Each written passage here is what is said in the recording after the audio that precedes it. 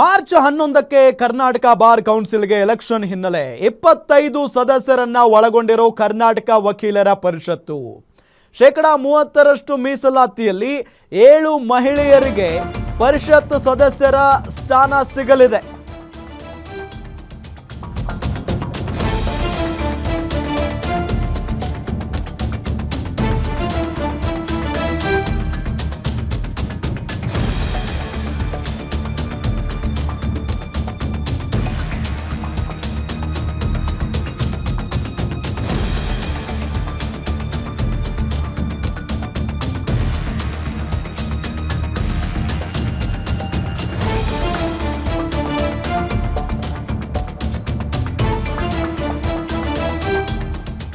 March 11ಕ್ಕೆ Karnataka bar ಕೌನ್ಸಿಲ್ಗೆ election ನಡೆಯುತ್ತೆ. ಈ ಹಿನ್ನೆಲೆಯಲ್ಲಿ 25 ಸದಸ್ಯರನ್ನ ಒಳಗೊಂಡಿರೋ ಕರ್ನಾಟಕ ವಕೀಲರ ಪರಿಷತ್ ಶೇಕಡಾ 30ರಷ್ಟು ಮೀಸಲಾತಿಯಲ್ಲಿ 7 ಮಹಿಳೆಯರಿಗೆ ಪರಿಷತ್ ಸದಸ್ಯರ ಸ್ಥಾನ ಸಿಗಲಿದೆ.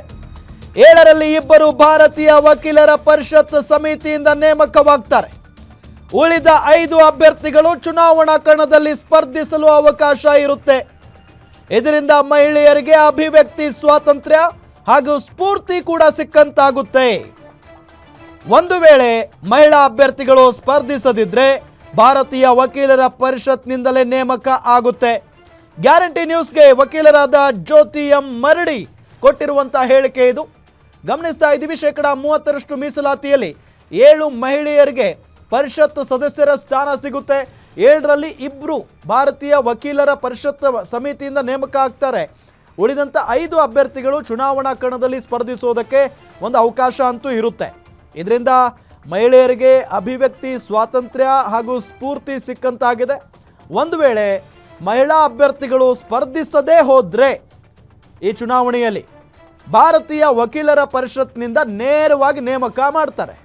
ಸೊ ಈ ವಿಚಾರಕ್ಕೆ ಸಂಬಂಧಪಟ್ಟಂತೆ ಗ್ಯಾರಂಟಿ ನ್ಯೂಸ್ಗೆ ವಕೀಲರಾಗಿರುವಂಥ ಜ್ಯೋತಿ ಎಂ ಮರಡಿ ಹೇಳಿಕೆಯನ್ನು ಕೊಟ್ಟಿದ್ದಾರೆ.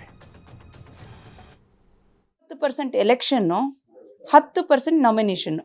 ಹೇಗಂದರೆ, ಈಗ ನಮ್ಮ ಸ್ಟೇಟ್ ಬಾರ್ ಕೌನ್ಸಿಲ್ ಕರ್ನಾಟಕದಲ್ಲಿ ಟೋಟಲ್ಲು 25 ಸದಸ್ಯರಿರೋದು.